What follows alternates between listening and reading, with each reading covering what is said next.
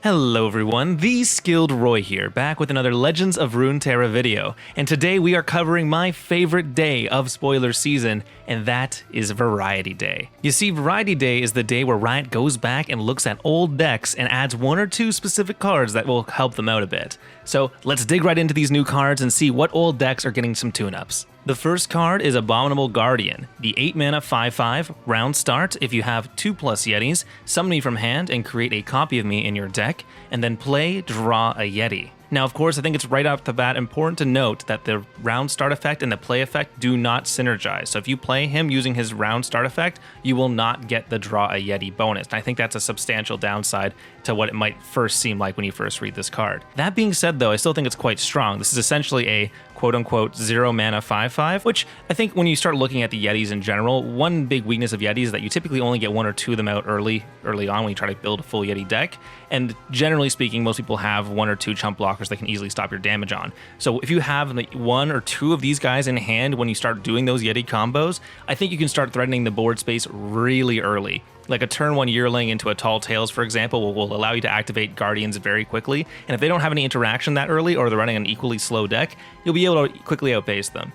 Now, I also really do enjoy how this also comes down in the late game to help you draw more Yetis if you need to, because another big issue with Yetis I find is that, especially for the ones summoned via Trapper or via the Yearling, they can start denying your draws. And so if you have this guy there to help get those cards back to your hand, it'll be a lot better for you and help out with your smoothness.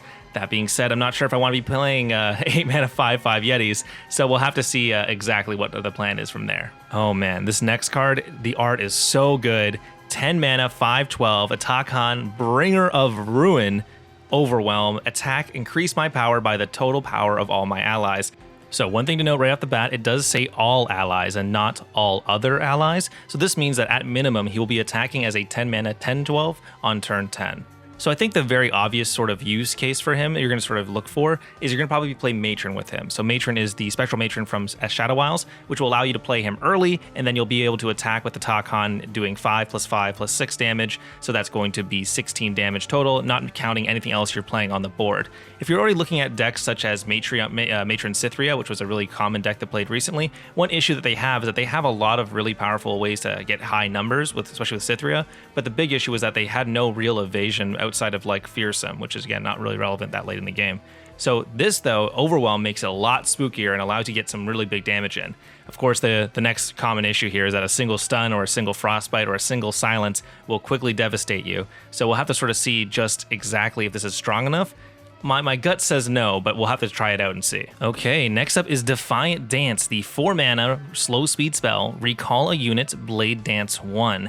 Now, I think right off the bat, a lot of people are terrified of this card because, oh my god, it's another Blade Dance card. But I think the obvious comparison point here is Homecoming. Homecoming and Defiant Dance are very similar cards in what their overall goals are, right? But I think the big difference between them is that Defiant Dance is more aggressive. You're able to remove a blocker and get a big Blade Dance attack in, assuming that you have like an Emperor's Dais or a Zero on the board. And meanwhile, Homecoming is a lot more defensive. So if, let's say, the opponent is attacking you with like a Battle Furied Tryndamere or a Battle Fury like Rune Runner, you'll have a lot better answers for those situations, as well as cards like Fiora, for example. So the real question here really becomes like, how relevant is Defiant Dance's slow speedness compared to Homecoming's fast speedness? And I think that's going to be coming down to a meta call, honestly. A lot of people are just kind of writing this off immediately for it being a slow speed spell, but I do think it is relevant in certain situations, and especially in certain situations where the interaction on the opponent's side is pretty low. One thing I also want to mention, though, is that I think it's also much better in Misfortune decks, mostly just because Misfortune decks will tend to have much more aggressive units to attack alongside them, and having a powerful recall that also advances the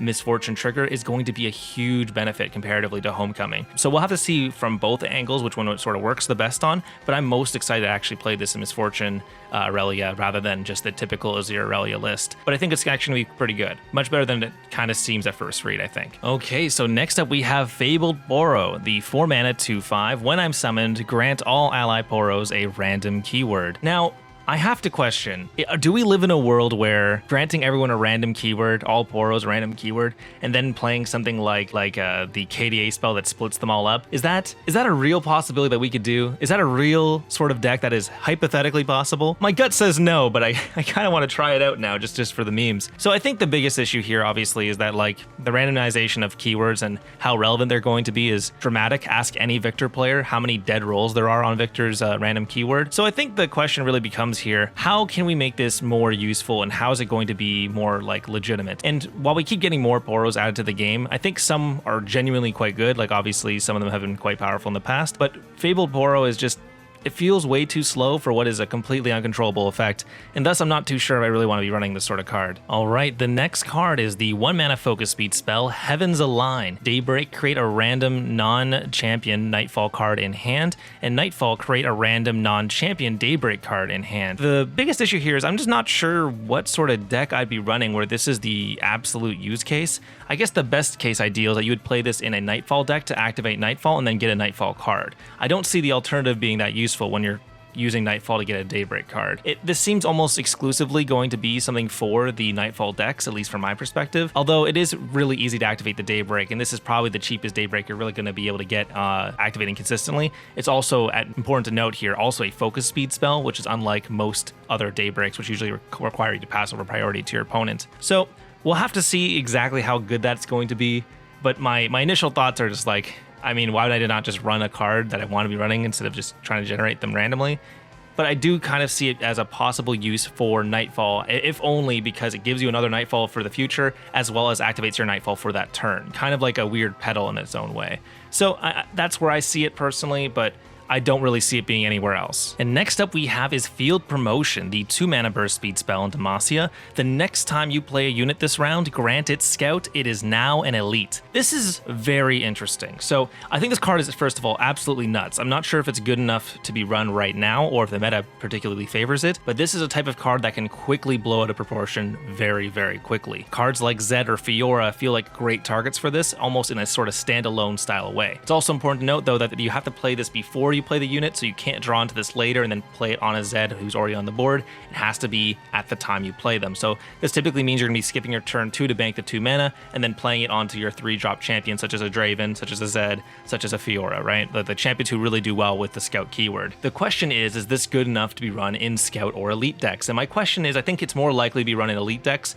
Most Scout decks don't really want to rely on a 2-drop to be able to scout more frequently, and Scout obviously doesn't stack with itself, so it's probably not a good idea to run this in the Scout deck that already runs mostly Scouts to begin with. But I do think it's going to be really good in decks that are splashing Scouts. So for example, I myself play a deck that's a little weird.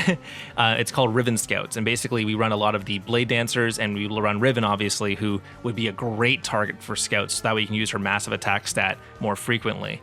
So I think that's probably the place where I want to put it. You probably put it in Elite decks, you probably put it in Allegiance decks, you probably put it in like any deck that is splashing in a similar way for standalone used to be, but I don't think you put it directly into a typical Scout deck, because I think it just is redundant there and doesn't really do anything. But that's my general thought process. Overall, I think this card is very scary. I think it's definitely going to show up in the future. Next card is the 3 mana Targon spell, Starlit Epiphany. Invoke.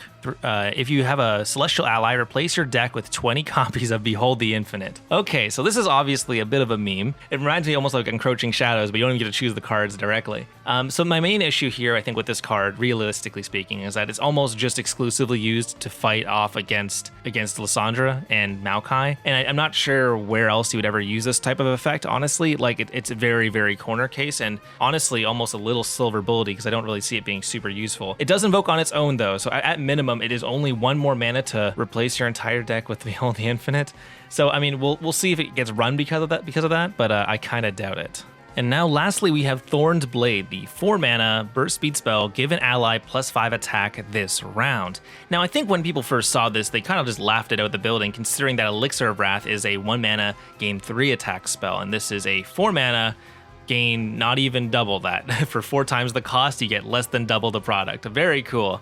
Now, I think that's a little unfair though, because I think this card is actually good, but only in a very specific way. And I think that is specifically with Riven, because Riven will be able to double your attack bonuses, making this a 4 mana gain 10 attack. We'll see if that's relevant enough to actually be real, but given that she has obviously really easy access to overwhelm effects, all at burst speed, I think it's surprisingly more threatening than you might think, especially given that Battle Fury is a card that sees play today, and that is 8 mana for 8/4. So I think that if we just sort of think of this more as a Battle Fury that has less resilience and in Noxus, that's kind of where you want to be looking at this more frequently, because this damage can really come out of nowhere and then completely surprise someone. Well, I think that is it. That is the end of the cards for today. Thank you so much everyone for watching. Of course, tomorrow we'll have some more cards to look over, probably the start of the Pike cards. I'm very excited for that.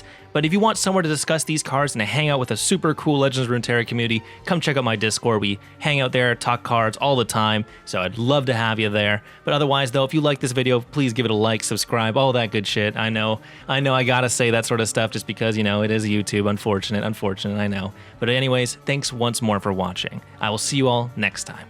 Peace out.